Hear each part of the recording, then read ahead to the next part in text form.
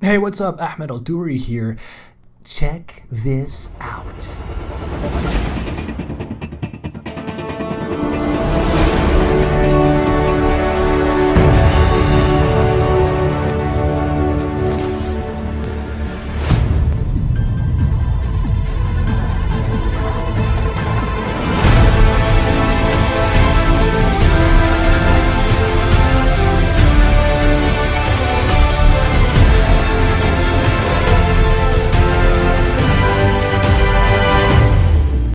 Alright, this is so fun. I'm using a program called TiltBrush. It's a program that comes automatically with HTC Vive. It's a virtual reality headset, and it's an incredible breakthrough in creative medium. So this video is sped up almost double the speed, and the total time that it took was actually an hour and a half. And I cut out the parts where I'm just standing there and thinking and kind of just staring at the drawing. It's really so cool. Yeah, I actually had to draw the wireframe of my couch because I kept bumping into it. So I did that by just tracing the actual couch. Layers, please. That'd be great. This thing is super cool. It's very useful for concepting things in real depth. You don't need to know any program, like 3D programs like Maya or ZBrush. It's super intuitive. It's got a very fluid flow to it, if you will. It's easy to use. I mean, you just pick up the controllers and it all just makes sense. It's like, drawing this, it's like making a piñata. That's kind of how I've been comparing it to when I'm explaining to other people. Because you kind of take this approach, at least this is how I do it, and sketching out a bit of a wireframe, and it's like drawing in 2D, but in 3D space. It's hard to explain sometimes, but it's like sculpting with brush strokes, or I guess they kind of look like ribbons. I'm gonna get in trouble for drawing tracers, but anyway, yeah, it was really fun to draw Tracer because I was playing the Overwatch beta. It's super cool, super fun, very colorful. God, I'm super hyper right now. As you can tell, I'm pretty excited about all this stuff happening so fast, and I feel like a kid. I feel like a kid again, exploring a new toy and jumping into a new world. You discover all these shapes and lines, and there's this wonderful sense of wonder. It's got this novelty to it. But yeah, so Overwatch, it's cool, beautiful, and the animations are incredibly well done.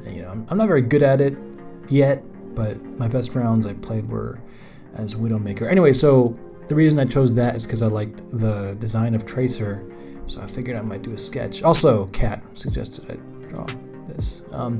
And there's a bunch of other things that people were suggesting in my unboxing video of what to paint. Anyway, so you probably saw that I had a big image floating in the air there. You can, in this program, you're able to pull in reference images, and you can, just like in sci-fi movies, you could grab it, resize it, pick it up, and move it to anywhere you want to kind of serve as reference for you. Because I'm not really an expert on her design, and it's okay to use reference. There's no rules against that when you're designing or drawing. And you can move it around really easily. And although right now you can only have one image up at a time, I never felt any dizziness or nausea at all. And I've worn it for over an hour and a half. I mean, I haven't gone more than that, so maybe, I don't know, yeah, it's fine. So yeah, you can paint with light. That's kind of like the color dodge of 3D painting right now. Wink, wink. And so drawing faces and specific shapes can be kind of difficult, and I think I need to just practice making a whole room full of just heads to figure out the best way to paint heads, and with full control. Someone did ask how this could possibly affect the concept art workflow for artists on movies, games, or entertainment. Although this is still in its early stages of development, I think as this progresses in 5 years or so, I don't know, I can easily see this being a pillar in the design pipeline, because it lets you create shapes and you can feel the depth and walk around your designs really easily. And I've already concepted things out, some environments for work, because it makes you think differently when you're drawing in 3D space without the limitations of, either a 2D or not knowing how to use a 3D package, whether it's Maya, ZBrush, Mudbox, Max.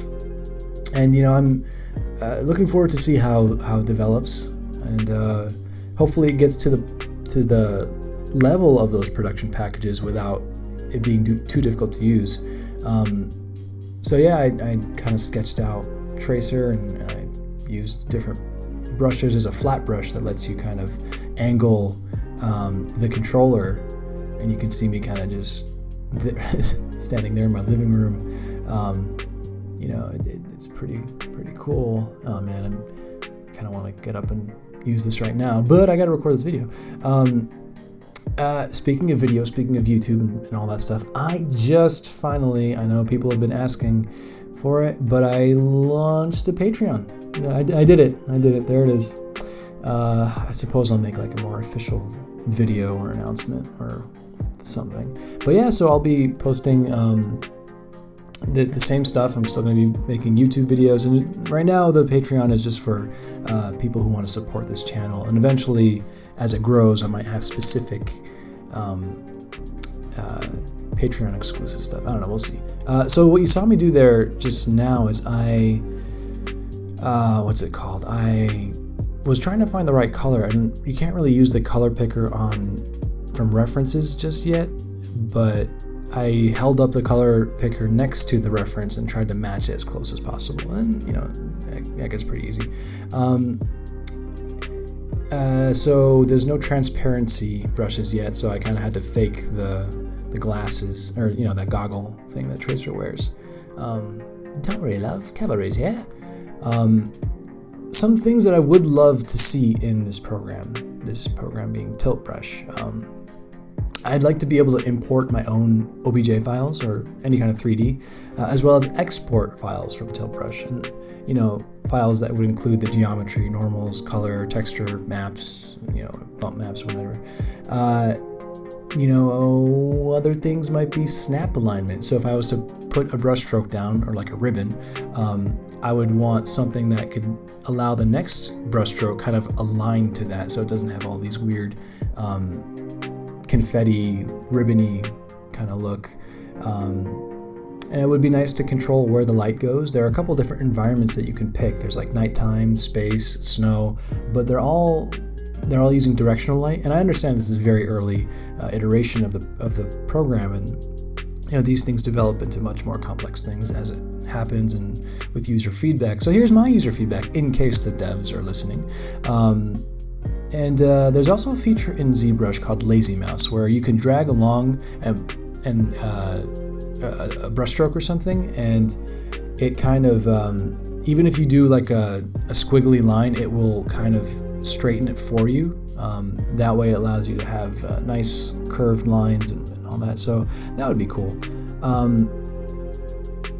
And yeah, so there are a lot of reasons why I think this is super cool and entry to the next wave of creativity, and it's because never before have we been able to draw like this in 3D so naturally and so fluidly, and it makes you get up and move around. You can sketch something instead of just from one angle. This kind of allows a part of your brain to start figuring things out, like what does that actually look like from the other side, instead of trying to fake it by just doing it from one angle. Oh man, this was really fun to do. I was doing kind of this black outline around everything to kind of have the cel shaded look. So there, I'm painting her eyes in, and I posted some other ones on Instagram. This is just the Tracer episode. I did a Widowmaker, I did an orc. I guess I did the orc in the previous unboxing video. And next up is going to be okay, so next I want to do Mega Man X, and then Stitch, because Savani requested that, and then there's a couple other requests that were really cool in the last video. So if you have any other suggestions of what to paint, just drop it in there. get some really cool stuff going. Yeah. Man, I know somebody's going to comment on tracers, but yeah, man, this is just super cool. So if you'll see there, I actually drew those wispy lines coming from her gun. I also had that wispy line of light coming from her, whatever that thing is that's on her, keeping her alive, or in our space-time continuum. And it kind of implies a gestural kind of motion, and she's not like shooting those out, but instead it's as if they've just shot and there's like a trail of light following, and it helps to kind of add a bit of flow to the design. And I think in retrospect, I wish I had added more, as if she's just coming out of a what's it called, a teleportation thing, or jump, if you will. And also you see me here changing around the environment just to see what she looks like in different lighting situations. And I think just with the blue background is what I prefer for now. That's another thing. It would be nice to be able to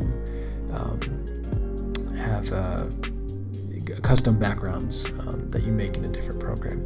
And it would also be nice to have a transform tool so you can move layers around. That'd be cool. Anyway, so I haven't really tried any other games for the VR headset quite yet. Gonna try some of that tonight. I've been mostly just painting and drawing things. Yeah. So I'm gonna cut it short here, and thank you for watching. Sticking around this 10-12 minute video. If you like what you see, if you've enjoyed my videos before, feel free to go over to Patreon if you'd like and support me there.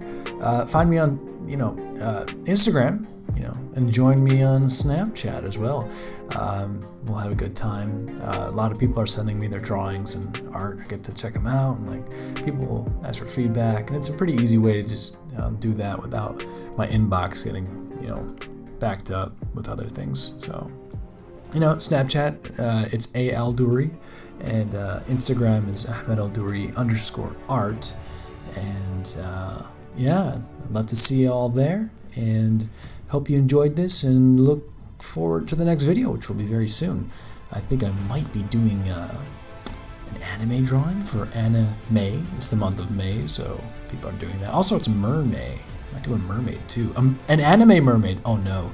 I'm terrified. I haven't drawn anime in years. I guess I used to draw that stuff back in middle school and high school. Anyway, I'm just rambling and extending this video farther than it should be, but here we go. Have a good day, morning, night, whatever. Click.